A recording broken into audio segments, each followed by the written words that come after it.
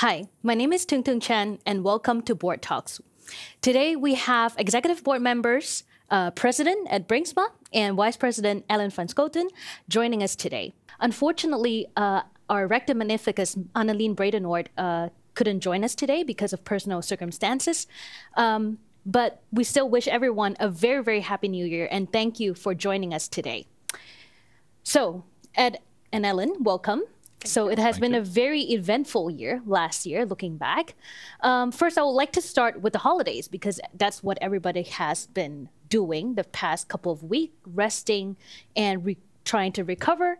So what did you do, and how has your holiday been? Yes, well, it has been a very restful holiday, I think. Well, due to the circumstances of the lockdown, there was not much to do, except having friends and family, which is always good. Fortunately, we've been spared corona cases in the family, but there were very few places to go to. But I enjoyed both Rotterdam and Enschede, where my family lives, during the holidays. And well, we, to make up for it, we cooked nice dinners and had nice walks. So it was very restful. And that was very good because, as you said, we had quite an eventful year. So it was good to get a bit of rest. Yes. Great. And Ellen? I was in Delft during the holidays. I lived there, and yes, like Ed, it was very peaceful in Delft. And I've walked a lot. I've made some music. I went to France. Well, that's about it.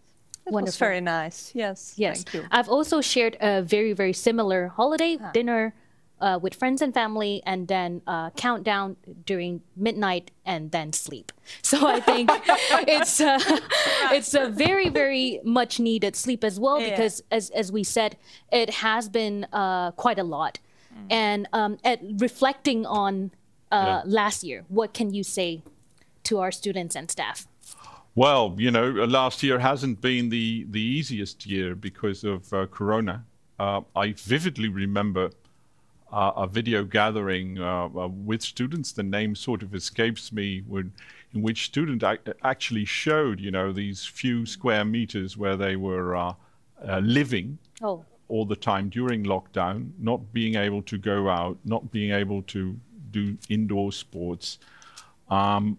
Lots of our international students who couldn't go home. Yeah. So being very isolated, I was deeply impressed with that in the sense on what an impact that had on our students. And I think, so that has been quite impressive in a mixed sense. Nevertheless, there's another part to it that, although this weighs heavy on all of us, I think, it's amazing many things that we have still been able to realize during this year. So Ellen and I started in lockdown, which is not the best of circumstances to be here. So we're looking forward, and unfortunately, Annelien can't be here today, but we're now in full force. So we have, this is as a board, we've become complete in the last year. And many things have been going on. Our strategies, meeting with the University Council, all of these things actually happened. And although we can qualify them as being exceptional in the sense that they took place under special circumstances, let me also emphasize my amazement on how many things went well, that we actually kept this very interesting and wonderful university alive in spite of this, at the same time missing a social dimension. Yep. I must admit. I agree. And Ellen, looking back, how would you reflect on your role and the strategy as well for the university? Well, like Ed, I started in a lockdown period during Corona. It's a year ago now, so that is in itself it's challenging. But I found this university really amazing. It has, I think, a great strategy regarding societal impact, and I think indeed last year has been quite successful in spite of all the Corona to do.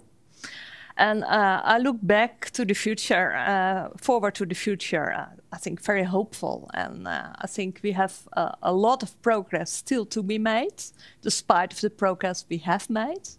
For instance, when I look at sustainability, that's really an important part of our strategy. Well, a lot has been done. We're starting this month with our new travel policy. So that means that from now on, 700 kilometers or under 8 hours, you travel by train instead of plane. That's a step. We are building more sustainable buildings on campus, sports building, educational building. We're looking into ways to measure our progress on sustainability so we can really have a track on how we're doing, because we really want to move forward on that, as on all other aspects of our strategy. And I look forward to that. I'm really excited, and I hope for everyone to feel that too, that to feel really part of our community as a university. Right. And as for the strategy, we have been working on this without governance and now with complete governance as well. And we're almost halfway there. So the strategy is until 2024 and now it's 2022. Shockingly, I still have to accept this, that we're now here in the new year. And so what would be the priority and how do we juggle that with our personal concerns given the situation? Yeah. Well, first of all, you know, we have these 4 year or 5 year, it depends a bit on the university, what is the time period attached to a strategy. And of course, it doesn't mean that at 24, suddenly the world changes and we would do something radically different. At least I would hope not.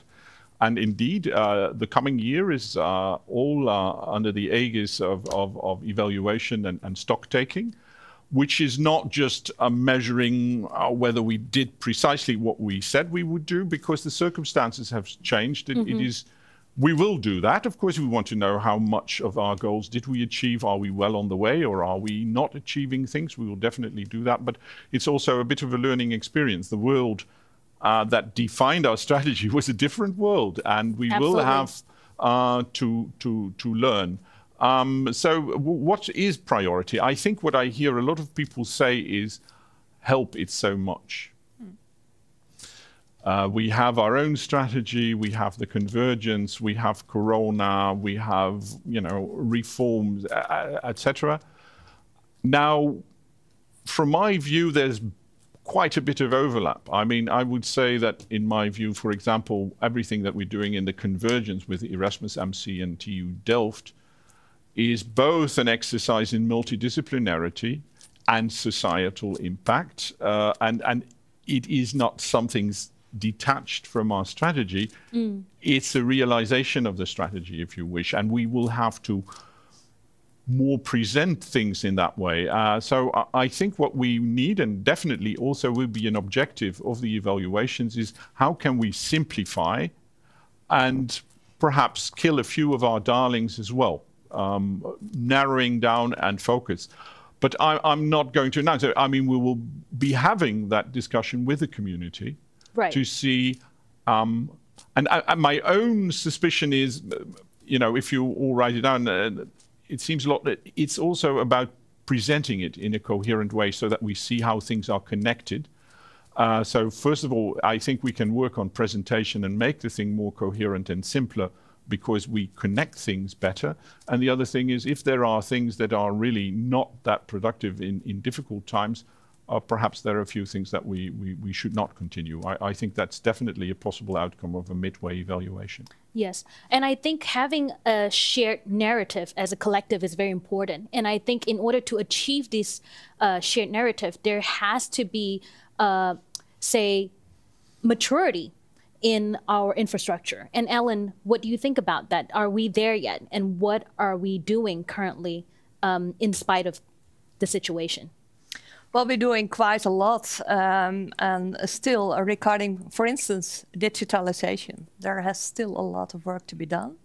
There's also, I think, a great opportunity because of Corona, because digitalization has taken a great leap forward, and it can help us as well. So we're looking into more innovative ways to using digitalization. But also, take for instance, information security, all this to do about hacking. Cybersecurity for higher education really is an issue. So we have been investing last year into more measures for to make our environment more secure.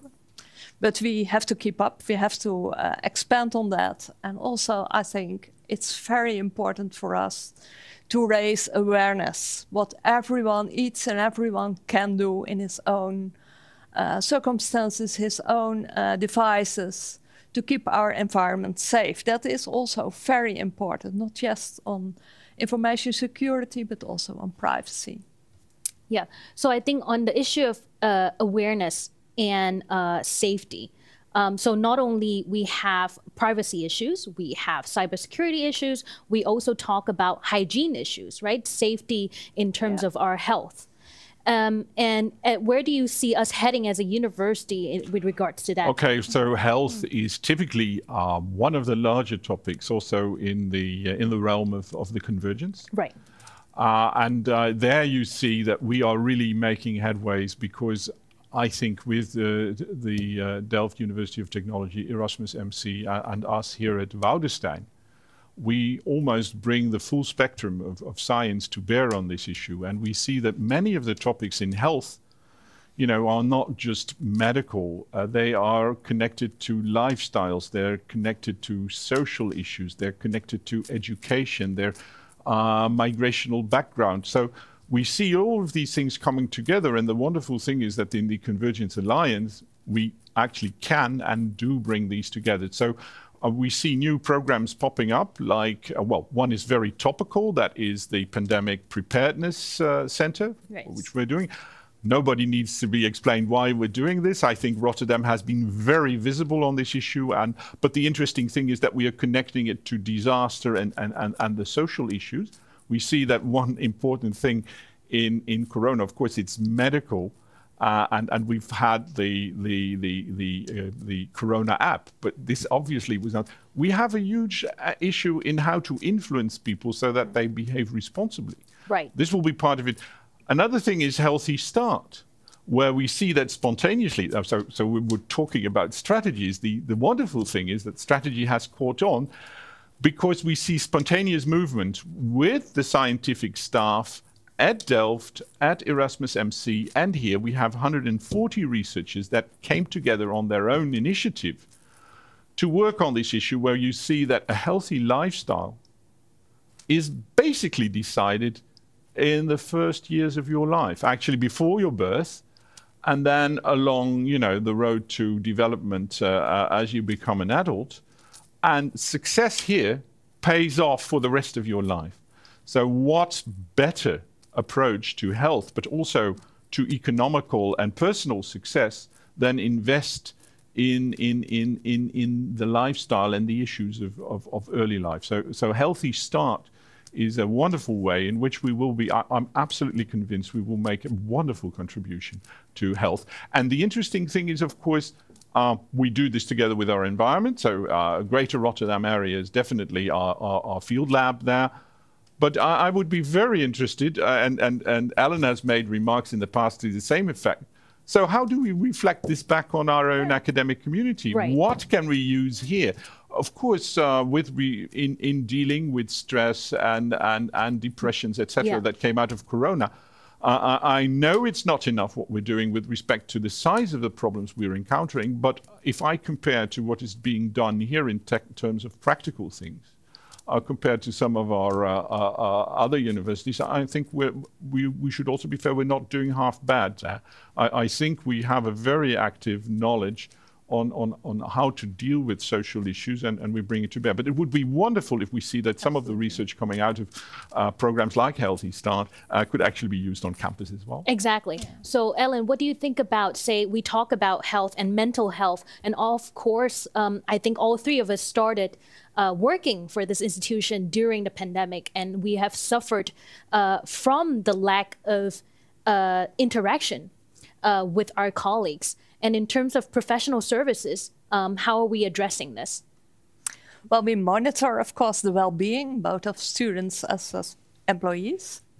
And we try to help teams, our HR professionals try to help different teams do what to do to connect to each other and to help each other out. Because although we are in this together for everyone, the circumstances differ. So you need something special for everyone.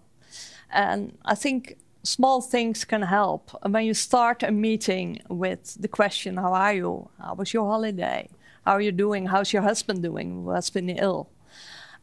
These are small things, but they give a feeling of connectiveness. And I think that is really crucial in this time. So that we are doing, we try to use different ways of digitalization to connect to each other and to be creative in meeting, in spite of the fact that we can't always meet face to face. And I think that also paid off. And as Ed said, it will be great to even further use our knowledge, our scientific knowledge in our own organization. I think we really can grow into that as well. And that inspires people as well. So, you know, that also gives a feeling of connectivity. Yes. And in terms of connectivity and I think communication, and that's exactly why we're doing board talks as well, hoping to expand our reach to our community and also to communicate what is going on at the university. And Ed, do you think this will ever be enough? Will people feel seen and heard sufficiently? I think there's two things. One is the special needs that arise because of the exceptional situation in which we find ourselves. And I'm hopeful that this coming year we would reach a new equilibrium that would allow for more personal communication. I definitely hope so. Having been a university administrator before Corona, I know that, you know, communication at the university is a challenge as such, even without Corona, because it's a huge and diverse community with very different needs, what people want to get out of communication, and also a highly professional organization, which means that the people pick up messages when they see it's relevant for them, and they have a great feeling for what is relevant for them, which often doesn't make it very simple, even under normal circumstances, to be very effective in communication. Having said all that, what we will need, Ellen was alluding to it, I think you in your question. So amazingly many things have gone well, but what we have missed out on now for 1.5 years, I would say, is good old-fashioned social interaction, where I, you know, just meet somebody on campus because we happen to go to the pavilion, or we stand at the same coffee machine. These haphazard, you know, coincidental things where you can just have a chat. And I think it's quite essential. So I would say two ways. So I'm optimistic that we would, and so are some virologists, that we have seen after this wave, perhaps the worst of it, and COVID will not go, but it will be a different kind of thing. And we will have more of a, whatever is normal, but a life with old-fashioned social interaction. And we should definitely use that, because I think we have not had too much of that. If the circumstances should not allow that, then we must, you know, rethink our communication strategy so that we can have this enhanced social dimension, because it's taken enough time, as far as I'm concerned. Yes. So we have talked about our strategy and also talk about, you know, our sympathies for our student and staff. Ellen, what are your final message for our community? Well, I think we have a great university with very ambitious goals, also regarding society. So we've talked about our difficulties regarding Corona, but whole of society faces challenges because of Corona, and we can help society. I think that is very inspiring and also very challenging for us. And I wish for everyone to feel that and to be inspired by that, and by helping others, also helping themselves in ways. Yes. And Ed? Yes, like I said, it's very likely that we're moving into a new equilibrium, and I wish for ourselves as a community and everybody individually that our university community will help us to find our place in that equilibrium, both to gain from it and to contribute from it. This is what I wish for all of us. Yes. Thank you both Ed and Ellen for the wonderful inspiration and messages to our community. And I hope everyone safe and healthy and productive year ahead. Thank you. Thank you.